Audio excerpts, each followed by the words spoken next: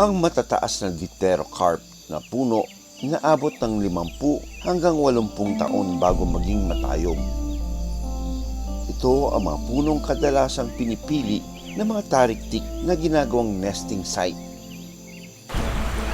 Pero dahil iilan na lang ito, ang mga researcher mula sa Talarak Foundation gaya ni Justin, tinutulungan ang mga tariktik sa pamamagitan ng paggawa ng artificial na pugad.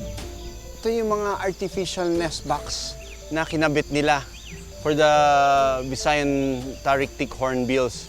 Dahil wala na masyadong malalaking puno dito, which is the normal natural nesting sites ng mga Tariktik hornbills. Yung mga wild ones, they won't use this one, yung mga artificial ones. Pero yung mga rinilis dito, sanay sila dito dahil dito sila pinanganak. Ginagamit na nila yung mga nest boxes nito.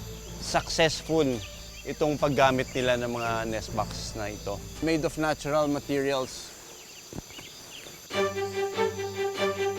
Si Penelope ay isang babaeng Visayan Tariktik hornbill.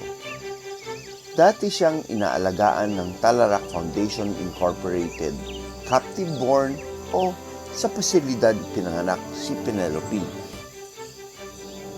Handang-handa na siyang bumalik sa kagubatan.